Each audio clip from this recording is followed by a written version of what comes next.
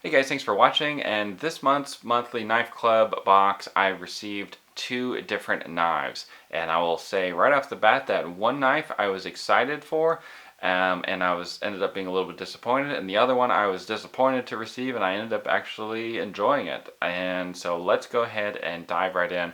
First up, we got this knife from Kaiser. This is known as the Barbosa. I don't know why it's called that. Maybe they watch a little bit too much Pirates of the Caribbean over there at Kaiser. I'm not sure. But nonetheless, the Kaiser Barbosa knife has VG10 blade steel and it has G10 handles, and it is a flipper knife, as you guys can probably see right there. It's a manual flipper. The things that I like about this knife, of course, is the blade itself. Kaiser does a great job designing knives that cut really well. I really have no complaints about any of the Kaiser knives that I have, and I own, I guess 5 of them at the moment. And this knife is no different, except that I don't like it.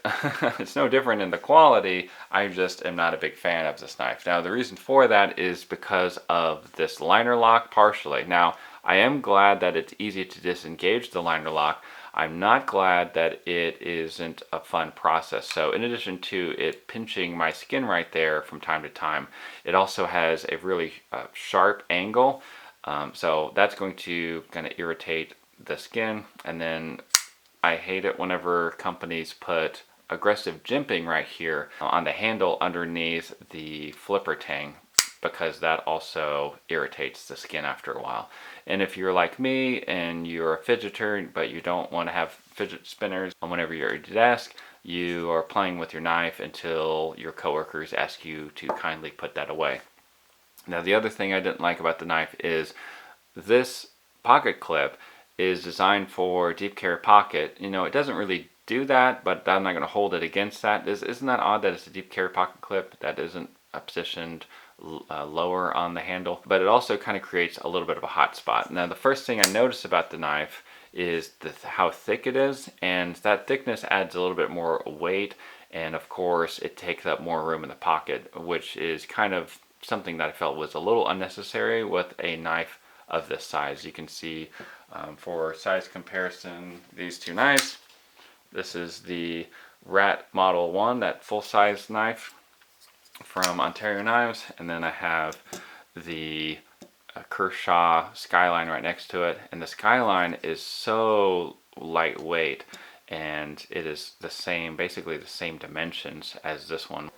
As far as the knife goes, I mean, like I said, I really like the performance of it. Overall impressions is that if you're looking for a beater knife, this would be a great knife to have. It is a quality knife, and if you guys want to check out this knife specifically, I'll link it down below in the description box. But from what I saw on Amazon, I haven't read any of the reviews on this one, but it has 3.5 out of 5 stars. The next knife, of course, is the knife that, like I said at the beginning of the video, I was originally disappointed with, but it ended up being kind of a good knife. And this is from Buck and Bear Knives. They sent a bunch of these stickers and cards just in case you forgot. But this knife is known as the Dark Piranha. We'll talk about the sheath here in a second. The first thing when I saw this knife, I was like, well, this is kind of a goofy looking knife, and I don't know if this is going to bother me or if anything is going to rub up against me or whatnot. But whenever I started using it for the cardboard, I was actually surprised, partially because of the recurve, and the other part of it is because the full flat grind, is that this blade, even though it's kind of a robust-esque blade, it actually slices really well. And I was surprised by that, because usually knives that have that are thick don't slice through things very good. And then the handle itself is extremely ergonomic. I've had no issues with it, you know, rubbing up against my skin or anything like that. And then it's got jimping right here. And then if you want to have use the reverse carry, then it's got a little jimping right here. So no matter what kind of person you are, that sounded bad, but no matter what you're using this knife for, I think this would make a good outdoor knife. It'd be good for hunting because Not only does it have this recurve, but it also has a nice belly, and I think it would be a good all-around outdoor or camping knife. Just kind of keep in mind that it doesn't have a finger guard right here, so just don't bear down on it because you don't want your hand to slip and run up against that nice edge. But my favorite part about this knife is this kind of hook design, and that really helps with the pulling motion, or I think that that's going to help create a little bit of leverage or whatnot.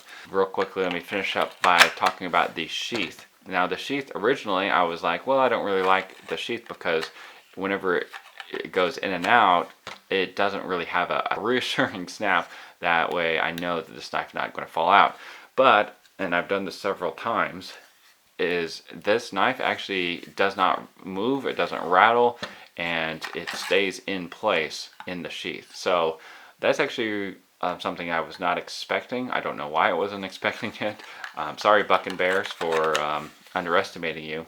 But the sheath is actually designed really well. Even though I'm not a big fan of this design myself, I think that I'm in the minority, and you can reposition this clip different ways. That way you can carry this horizontally or vertically, or put it on your backpack, or however you want to carry this.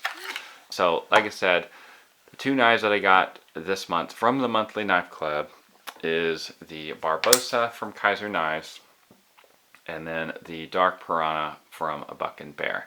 And I'll leave links for both of these knives where you can find them on Amazon.com, the description box down below. And of course, I'll leave links for the monthly knife club as well. If you like these types of videos, let me know in the comment section down below, and let me know what knife that is that you would like to receive if you were to subscribe to something like a monthly knife club or another subscription service. Love to hear your comments down below. Y'all stay safe out there, and remember, it pays to be prepared. God bless.